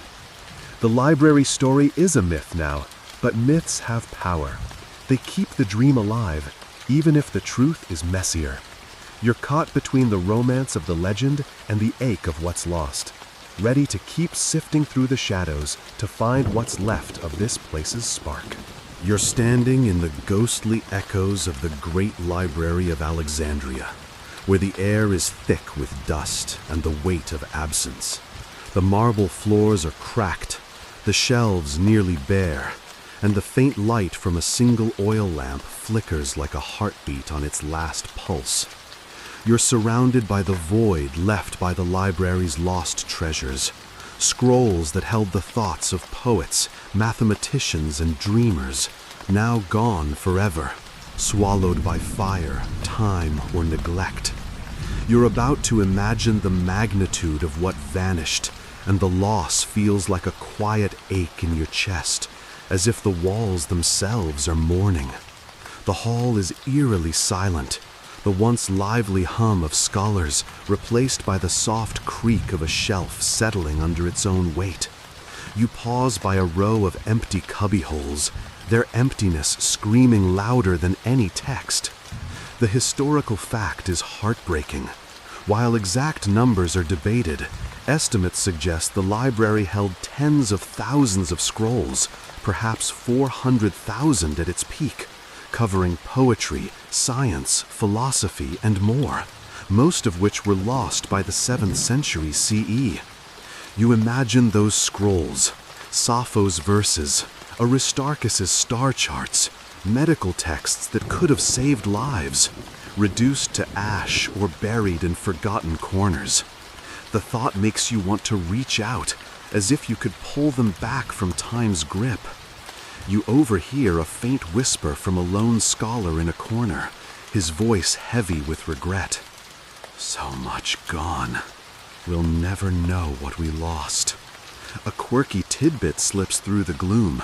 Some ancient sources claim a few scrolls survived by being smuggled out in wine jars, hidden like contraband during Alexandria's fall. You chuckle, picturing a desperate librarian stuffing papyrus into amphorae, hoping to save a poem or a proof from oblivion. It's a wild image, but it speaks to the library's stubborn spirit. Even as it crumbled, someone tried to save its soul.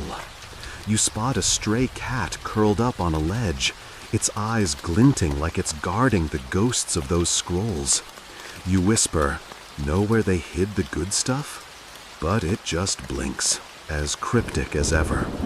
You move toward a window, the harbor outside shrouded in a hazy dusk, its waves carrying the weight of a city that's lost its shine. The library's treasures weren't just paper, they were ideas, stories, the raw material of human thought. You imagine unrolling a lost scroll, maybe a play by Sophocles, a map of the Nile source, or even a recipe for some bizarre dish, probably better than that crocodile dung sunscreen you keep thinking about. The loss isn't just numbers, it's the questions we'll never answer, the debates we'll never have. Historians still argue whether the lost scrolls held unique knowledge or just duplicates of texts preserved elsewhere. Standing here, Staring at these empty shelves, you'd bet on irreplaceable. The silence feels too heavy for anything else. You wander deeper, passing a wall where a faded lotus carving clings to the stone, its edges worn like a memory slipping away. You think of Eratosthenes measuring the earth, Hypatia defending reason, all those minds whose work once filled this place. Now, their voices are scattered, some preserved in later copies, others lost forever. You spot a librarian sweeping dust from a shelf, his movements slow, almost reverent. He's not just cleaning, he's honoring what's gone. You feel a pang, imagining the scrolls that didn't make it, poems that could have made you cry, proofs that could have sparked new science. The library was a bridge across cultures, but bridges collapse, and this one's in ruins. The air grows colder, the silence deeper. You pause by a table where a single scroll fragment lies, its text half erased, like a sentence cut off mid-thought. What was it saying? A love story?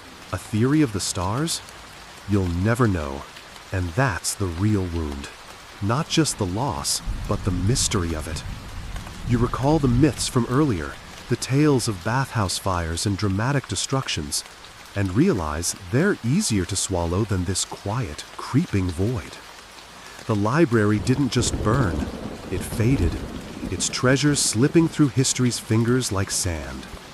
The cat slinks by again, its tail brushing your leg, and you mutter, "You're the only one who doesn't care, huh?" Its yawn is your answer, stretching in a patch of fading light. The harbor outside looks like a forgotten painting, its colors muted by time.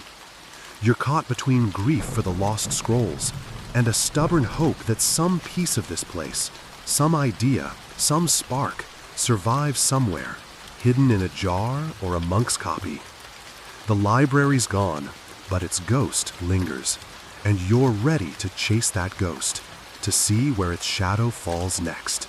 You're standing in the ghostly shell of the Great Library of Alexandria, where the air is thick with the dust of vanished scrolls and the faint echo of what once was.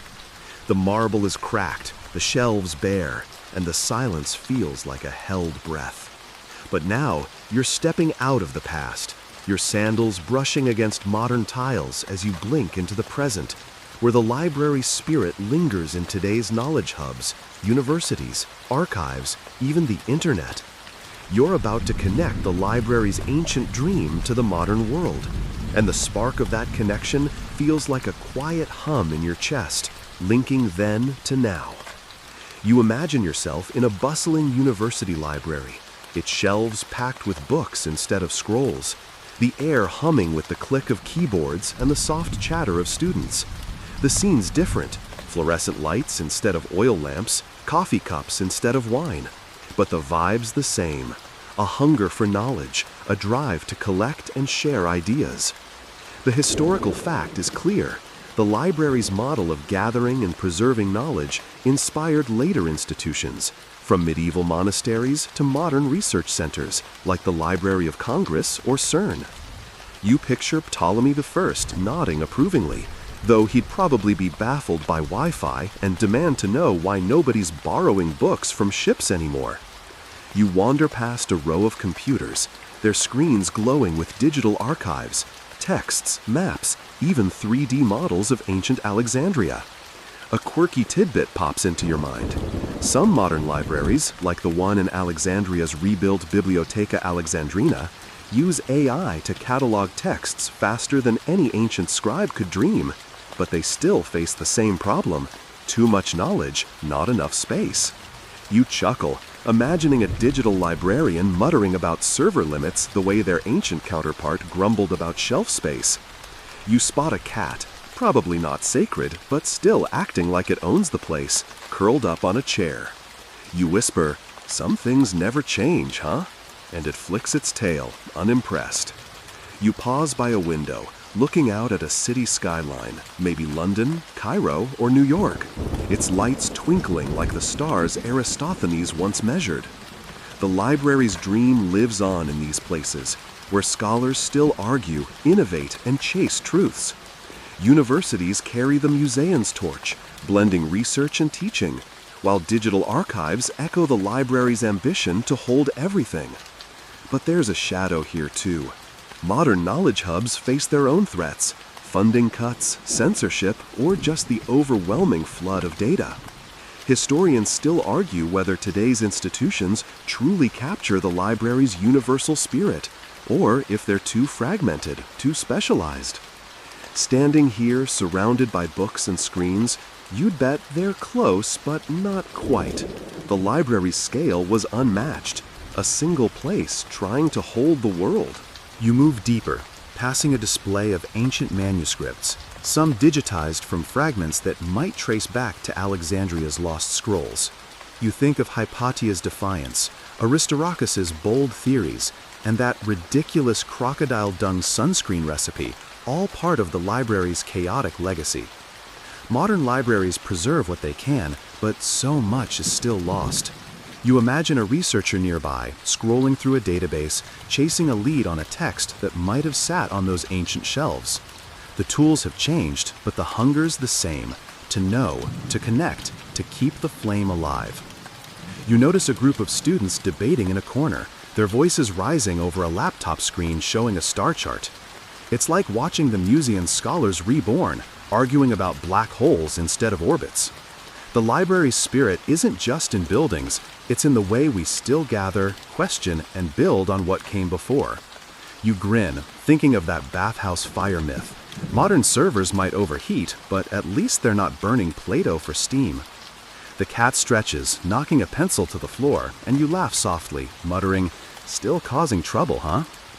You wander to a shelf where a book on ancient astronomy sits next to one on quantum physics, a nod to the library's eclectic heart. The internet, with its vast, messy sprawl of information, feels like the closest echo of Alexandria's dream: universal, chaotic, and a little fragile. You feel a pang, remembering the library's empty shelves, but there's hope here too. Every database, every open-access journal, every late-night study session carries a piece of that ancient spark. The world's still chasing Ptolemy's dream, even if it's in pixels instead of papyrus. You're ready to keep exploring, to see how this legacy lives on in the next chapter. You're no longer in the ancient halls of the Great Library of Alexandria, but its spirit clings to you like dust on your sandals as you step into the present, standing before the modern Bibliotheca Alexandrina, a gleaming glass and stone marvel on Alexandria's waterfront.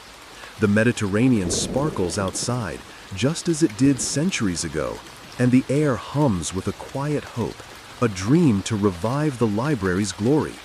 You're about to explore efforts to rebuild that ancient vision, where scholars and dreamers are piecing together a new beacon of knowledge, and the weight of that ambition feels like a warm spark in your chest. The Bibliotheca's atrium is vast, its slanted roof letting in sunlight that dances across rows of books and glowing screens. You wander past shelves packed with texts in Arabic, Greek, English, echoes of the old library's universal hunger. The historical fact is inspiring. Opened in 2002, the Bibliotheca Alexandrina was built to resurrect the spirit of its ancient predecessor, aiming to be a global hub for learning with millions of books, digital archives, and research centers. You imagine Ptolemy I squinting at the glass ceiling, muttering about how papyrus was better, but nodding at the sheer scale of it all. This place is a love letter to the past, written in steel and code. You overhear a librarian explaining the digital catalog to a visitor, her voice brimming with pride. We're digitizing everything, ancient texts, new research, all open to the world. A quirky tidbit slips in. The Bibliotheca's servers once crashed because someone tried to upload a 3D model of the ancient library, too detailed for the system to handle. You chuckle, picturing a tech team scrambling while a virtual scroll unrolled into digital chaos. It's a modern twist on the old library's struggle to contain too much knowledge. You spot a cat, probably not sacred, but still strutting like it owns the place, lounging by a window. You whisper, "Keeping the tradition alive, huh?" And it flicks its tail, unimpressed. You move deeper, passing a display of ancient papyrus fragments, some salvaged from the sands of Egypt. The Bibliotheca's not just a library, it's a museum, a research hub, a nod to the Museion where Eratosthenes and Hypatia once worked. You feel their ghosts here, in the hum of computers and the rustle of pages. The modern effort isn't just about rebuilding shelves, it's about recapturing the idea that knowledge belongs to everyone. Historians still argue whether the Bibliotheca truly channels the ancient library's universal spirit, or if it's more of a symbolic gesture. Is it a new Alexandria, or a monument to a lost dream? Standing here, surrounded by books and screens, you'd bet on the former. It's alive, messy, and ambitious, just like the original. You pause by a terminal where a researcher is scrolling through digitized manuscripts, her eyes lit with the same fire you imagine in Hypatia's. The Bibliotheca's collection includes texts in dozens of languages, from Arabic poetry to Greek philosophy, echoing the old library's cultural crossroads. You think back to that crocodile dung sunscreen recipe and grin. Maybe there's a digital file here with equally weird ancient remedies. The new library's not just preserving, it's creating, hosting conferences, funding research, and streaming knowledge worldwide. You feel a surge of hope. This place is fighting to keep the dream alive, even if it's in a world of algorithms instead of papyrus. You wander to a window overlooking the harbor, where ships bob under a modern skyline. The Bibliotheca is a bridge between past and present, but it faces its own challenges: funding, politics, the sheer weight of digitizing a world's worth of knowledge.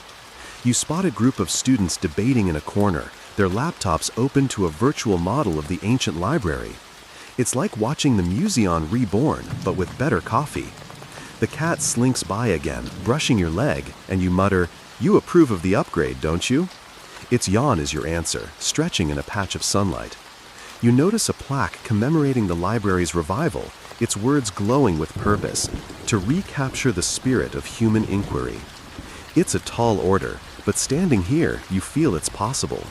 The Bibliotheca's not just a building, it's a promise to keep chasing what Ptolemy started, what Hypatia died for. The harbor outside glitters, its waves carrying the same restless energy as centuries ago. You're caught between awe for this new dream and a pang for what's still lost, ready to see how this spark carries forward into the future.